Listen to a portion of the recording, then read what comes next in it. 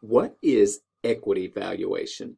Well, to start with, equity valuation is simply valuing a company. Generally, the first place you start in valuing a company is to look at the cash flows of the company. That is, the expected earnings of the company over time.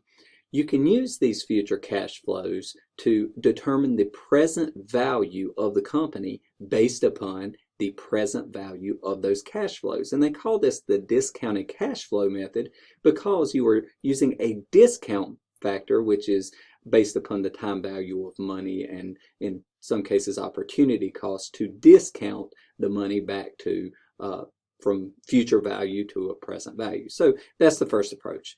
Second approach is comparable metrics in other companies. So if you have another company that has a formalized method of valuation, that is, they've been capitalized at a certain valuation or they've sold at a certain valuation, that type of thing, you can do comparable metrics between one company and another company to try to deduce the value of the company with comparable metrics. So you'd look at things like price of the shares of the company to its book value, the price to its total earnings of the company, the price to its free cash flow that it's kicking off, and any of these other operational or performance metrics that you may want to use. So basically, you're using this as a sample and you're deriving a value from that sample, okay? Similar transactions.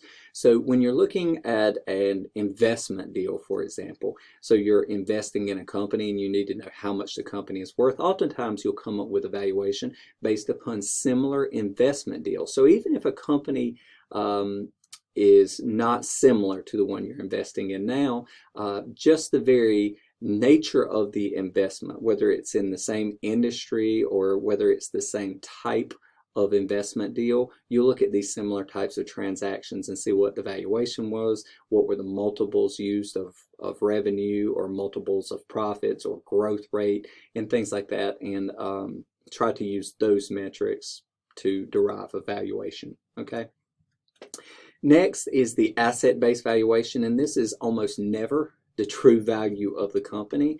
This is the fire sale value, as they say, basically that if you had to sell off all the assets of the company. But there are so many accounting and tax methods used in the asset-based valuation method. That's more for accounting and tax purposes, not what the true representative value of the company. So, and then lastly, book value. And once again, book value is the recorded cost of the assets on the book, what you paid for them, right? And oftentimes, particularly because of depreciation and things like that, the gain in value of assets over time, the appreciation of value in assets, the growth of particular aspects of the company, particularly if you bought a whole segment of the company or something like that, or intellectual property or product line or brand or something like that, the book value is going to be what it's recorded at the purchase price, and it's not going to give a good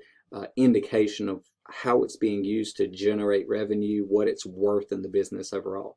But it is useful as a bare bones baseline, just like asset based valuation. It's a starting point because oftentimes it is very difficult to identify the future cash flows, particularly in things like startup businesses.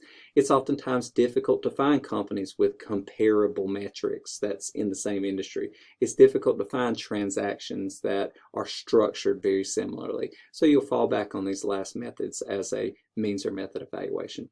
So this is the basic approach to equity valuation of a company.